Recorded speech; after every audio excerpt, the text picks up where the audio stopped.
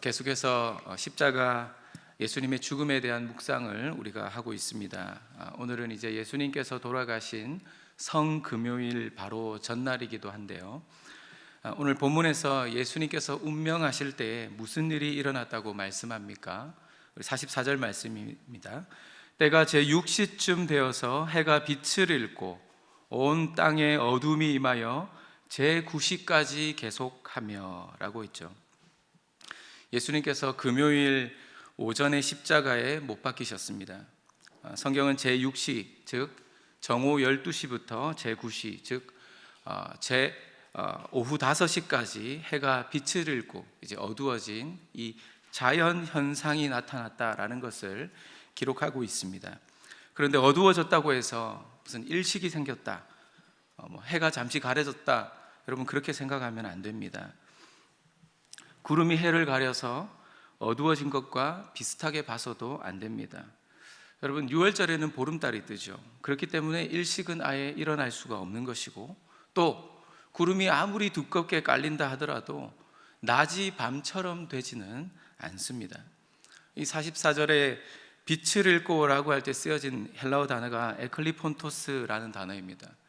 그래서 이 에클리폰토스는 잃다라는 의미의 이 레이포에 에크가 붙어서 모두 잃어버리다라는 이 에클리폰토스로 쓰여진 단어입니다. 그래서 어떻게 해석하냐면 완전히 사라졌기 때문이다, 이렇게 봐야 되는 것이죠. 따라서 완전히 어둠이 깔리는 자연현상이 일어났습니다. 하나님께서 이러한 자연현상이 일어나게 하신 것에는 바로 그 일이 일어나게 한 이유가 있기 때문에, 아주 중요한 이유가 있기 때문이라는 것을 우리는 기억해야 합니다. 무슨 일이 일어났습니까? 예수님이 돌아가실 때 또 하나의 신기한 일이 일어나는데 그것이 무엇입니까? 45절 말씀을 보시면 성소의 휘장이 한가운데가 찢어지더라 라고 했습니다. 이 병행 본문이라고 할 수 있는 이 다른 공간 복음서인 이 마태, 마가 복음서에 보면 이 사건이 이제 굉장히 중요했기 때문에 똑같이 기록을 하고 있습니다. 그런데 이 마태와 마가는 예수님께서 운명하신 이후에 성소의 휘장이 찢어졌다라고 기록을 합니다. 그러니까 예수님이 돌아가시고 나서 찢어졌다. 그런데 누가는 어떻습니까? 휘장이 찢어진 것을 기록한 다음에 46절에 예수님이 돌아가셨다, 이걸 기록을 하고 있습니다. 그래서 이제 많은 안티 기독교인들이 이런 기록의 차이, 이것이 성경에 오류가 있는 증거다라고 이야기를 하는데, 여러분 그렇게 해석하면 안 되는 것이죠. 성소가 어디 있습니까, 여러분? 성전에 있습니다. 예수님 돌아가신 곳이 어디죠?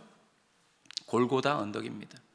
오늘날 같으면 이제 시계도 있고 분초를 정확하게 잴 수 있어서 저 멀리 있어도, 지구 반대편에 있어도 우리가 그 사실의 선후관계를 정확하게 추리해낼 수 있지만, 이 성소의 휘장이 찢어진 것과 예수님이 돌아가신 것 사이의 일이 동시에 일어난 일이라는 것, 여러분 이것을 성경은 보여주고자 하기 때문에 이렇게 공간복음서가 다른 관점에서 이렇게 기록을 한 거라고 볼 수 있는 것이죠. 동시에 일어난 사건에 대해서 마태와 마가는 어떤 관점에서 본 겁니까? 예수님이 돌아가셨다라는 것을 포커스로 본 것이고, 누가는 어떻습니까? 성소의 휘장이 찢어진 것을 강조하기 때문에 여러분 그렇게 기록을 한 거예요. 그러니까 기록상의 순서의 차이가 사건의 어떤 선후관계를 말해주는 것이 아니다라는 것, 여러분 우리는 그것을 이해할 수 있는 것이죠. 중요한 것은 오늘 이 누가가 이 성소의 휘장 한가운데가 찢어진 것을 아주 상세하게 기록하고 있고, 이것이 의미하는 바가 굉장히 중요하다는 것을 우리에게 가르쳐 주는 것입니다. 출애굽기 26장을 보면 이 휘장의 재료가 소개되어 있습니다. 배실로 만들어서 정교하게 술을 놓은 것이 이 휘장인데 엄청 두껍고 무겁습니다. 여러분 카페트, 여러분 한번 이렇게 들어서 세탁을 해보신 경험이 있으신가요?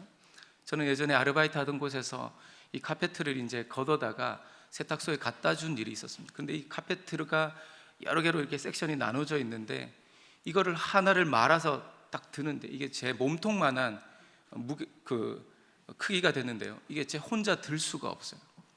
그래서 무려 3사람이 이걸 들고 갔습니다. 휘장은 그만큼 두꺼운 것은 아니겠지만 굉장히 이게 굵게 짜져 있기 때문에 엄청나게 무거운 것입니다. 근데 이제 영어 성경을 보니까 이게 베일, 커튼이라고 번역을 했습니다. 단순히 생각하면 지성소를 두르고 있는 보호막인데 굉장히 튼튼하고 두껍게, 그만큼 이 휘장이 가리고 있는 이 경계는 엄격한 것이다 라는 것을 알 수 있는 것이죠. 여러분, 지성소가 어떤 곳입니까? 출애굽 이후에 이 이스라엘 백성들이 하나님을 직접 만날 수 없었어요. 누구를 통해서 만났습니까? 언제나 그들의 지도자 모세를 통해서 만났습니다. 모세가 하나님께 말씀을 받고 하나님께 또 십계명을 받고 이렇게 하면 그걸 가지고 백성들은 하나님의 뜻을 깨달았던 것이죠. 그런데 모세를 통해서만 전해 들을 수밖에 없었던 그들이 이제 모세가 죽은 이후에는 어떻게 됩니까? 이제는 대제사장만 이제 하나님을 만날 수 있는데, 그때 하나님을 만나는 장소가 바로 지성소였습니다. 그런데 여러분, 이 지성소는 아무리 대사장이라고 해도 마음대로 들어갈 수가 없는 것입니다. 1년에 단 한 차례 대속죄일에만 들어갈 수 있습니다. 들어갈 때는 이제 허리에 끈을 묶죠. 그리고 이 옷술에 방울을 다는데 이 방울 소리가 이제 사람이 걸어가면 나지 않겠습니까? 그런데 딸그닥 딸그닥 이 방울 소리가 계속 나야 되는데 들리지 않아요. 그럼 여러분 어떻게 된 겁니까? 죽은 거예요. 그러면 이 허리에 묶고 있던 그 끈을 이제 사람들이 밖에서 이제 이렇게 끌어당기는 겁니다. 휘장은 그래서 이 거룩한 이미지보다 죽음, 공포, 이 두려움을 상징하는 이미지가 그 당시에는 더 컸던 것 같습니다. 그런데 여러분, 어떻게 됐죠?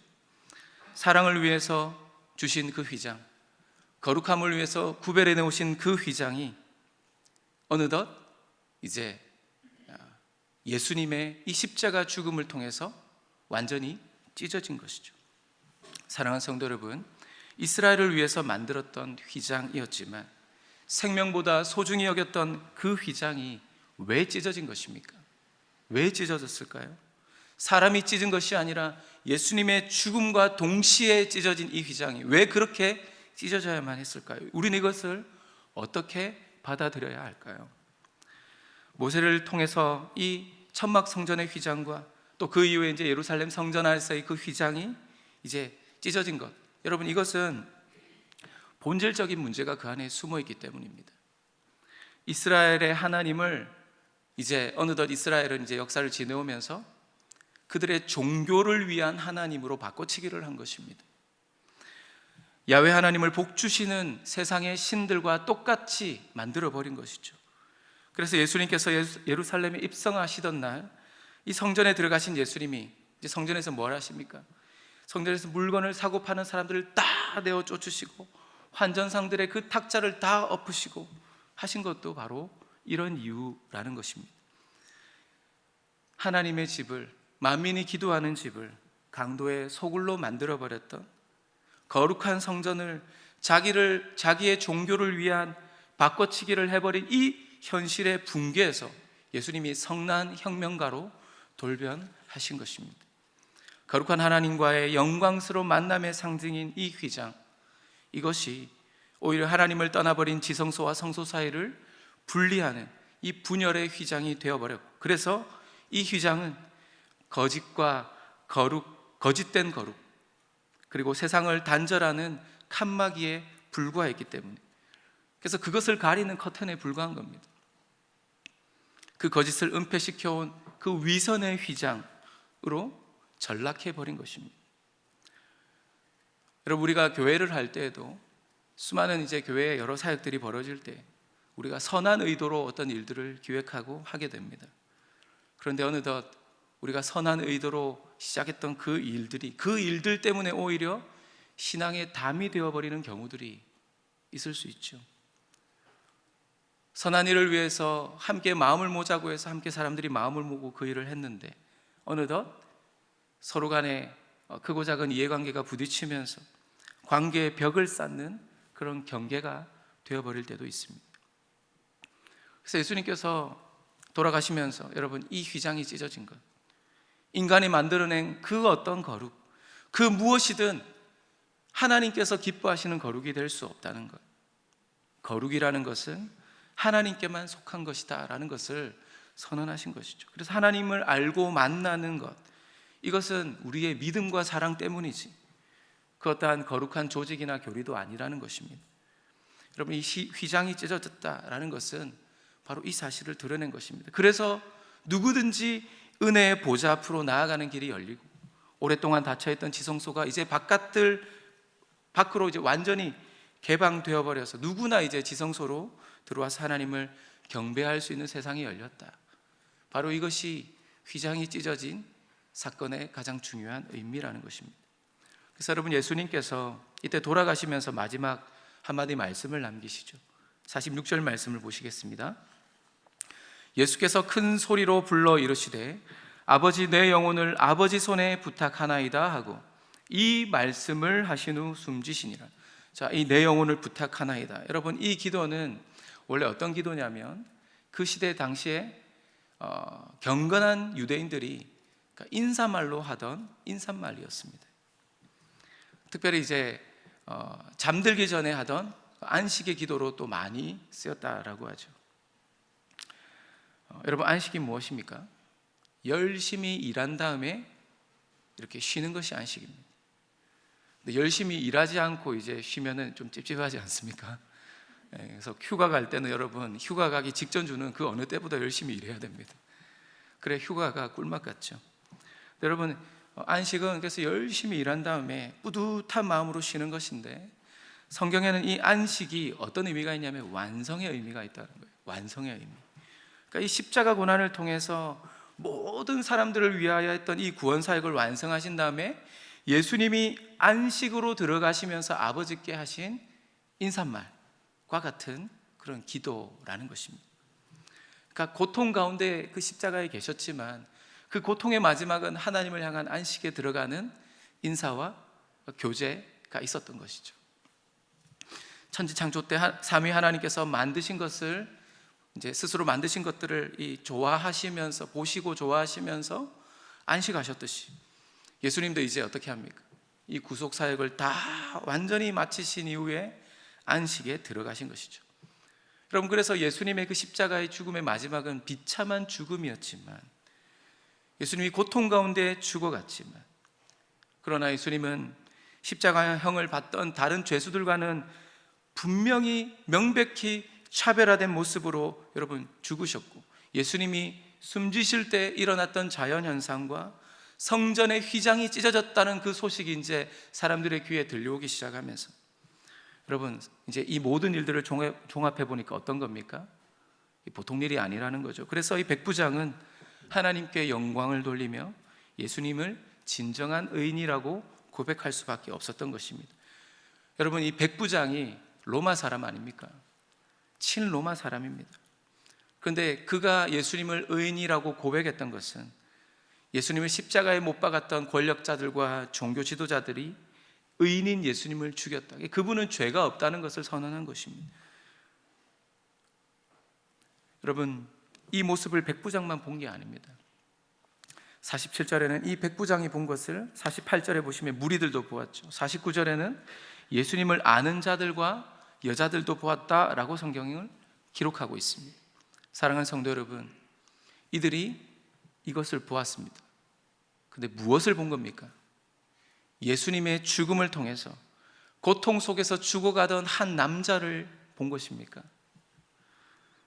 낮이 밤처럼 어두워지는 이 신기하고 놀라운 자연현상을 본 것입니까? 아니죠. 예수님을 통해서 그들은 어두워졌던 이 밤 같은 낮이 이제 다시 밝아지는 것을 보면서 여러분 새 아침을 본 겁니다. 성전의 휘장이 찢어졌고 낮이 밤처럼 어두워지면서 이제 서서히 또 다시 밝아졌겠죠. 그걸 통해서 이 십자가 죽음이라는 것이 어둠이 지배하는 이 세상을 끝내고 성전의 시대를 마감하고 또 하나님과 우리 사이, 속된 것과 거룩한 것 사이를 나누던 모든 휘장을 찢고 새 시대를 여신 십자가를 통한 새 시대의 아침을 본 것입니다. 사랑하는 성도 여러분, 예수님은 십자가에서 죽으심으로 성전의 휘장을 찢으시고 새 시대의 아침을 여신 분이십니다. 우리는 이 예수님을 본받아 휘장을 만드는 시대가 아니라 휘장을 찢는 시대를 살아가야 될 존재들입니다. 히브리서 10장 19절 20절 말씀에 이렇게 기록되어 있습니다. 그러므로 형제들아, 우리가 예수의 피를 힘입어 성소에 들어갈 담력을 얻었나니 그 길은 우리를 위하여 휘장 가운데로 열어놓으신 새로운 살 길이요 휘장은 곧 그의 육체니라. 어두워진 대낮과 성전에 찢어진 휘장, 이것을 통해서 우리는 무엇을 기억해야 합니까? 옛 종교가 찢어진 그 자리에 이 새로운 시대의 믿음이 찾아왔음을 우리는 기억해야 합니다. 어두워진 대낮과 찢어진 성전의 그 찢어진 휘장, 여러분, 이것을 통해서 안타깝게도 우리에게는 신앙이 많은 것 같지만 실상은 신앙보다는 종교와 조직에 더 얽매여 살아가고 있는 것은 아닐까, 그런 생각을 해보게 됩니다. 제도와 조직이 필요한 것이기는 해도 여러분, 그 자체가 신앙화되어서 우리를 강제하고 얽매는 것이 될 때 여러분, 우리의 신앙생활, 교회생활은 짐이 될 것입니다. 그러나 우리 주님은 우리가 교회를 다닐 때, 신앙생활을 할 때 짐처럼 다니기를 원하지 않으십니다. 교회의 전통과 역사도 그렇죠. 우리가 고귀한 것, 정말 다음 세대에 계속해서 이어져 가야 될 좋은 전통들은 살려놔야 되는데, 근데 그렇다고 해서 그 역사와 전통이 여러분 절대 신앙이 될 수는 없다는 것입니다. 더욱이 하나님께서 코로나 이후에 이제 새로운 시대를 열어가려고 하는 그런 하나님의 행진, 그 하나님의 새로운 역사의 그 행진에 방해가 되는 것들이 있다면 우리는 과거에 코로나 이전에 교회가 해오던 어떤 전통과 습관, 어떤 원칙들, 이런 것들을 우리는 과감히 내려놓고 그것을 찢어버리는 용기도 필요하다라는 것이죠. 거룩으로 위장하려는 휘장이 하나님과 나의 사이, 그리고 나와 속사람 사이, 그리고 부부 사이, 부모 자녀 사이, 그리고 나와 이웃 사이를 가로막고 있지는 않는지, 그럴싸한 정치적 구호와 이념들이 그렇게 그럴싸하게 포장되어 있지만 알고 보면 그 각자의 이해관계를 위한 이기심의 휘장 때문에 여러분, 어쩌면 우리 사회가 이렇게 좌우로 나뉘고 또 남과 북으로 여러 계층들 간의 갈등으로 가로막혀 있는 것은 아닌지 우리는 한번 돌아보면 좋겠습니다. 여러분, 예수님의 십자가 죽음과 그 희생은요, 이 모든 것들을 찢어버리고도, 이 모든 벽들을 무너뜨리고도 남을 만큼 강력한 큰 희생이라는 것을 우리는 기억해야 합니다. 이 십자가 사랑과 희생의 정신으로 우리가 찢어야 될 거짓된 휘장들이 우리의 삶 가운데, 또 우리의 관계 속에 혹시나 그것이 가로막고 있지는 않는지, 그렇다면 그것을 찢어버리고 예수님과 함께하는 새로운 시대, 새로운 하루를 열어갈 수 있는 성도들이 되시기를 주님의 이름으로 축원합니다. 우리 시간 함께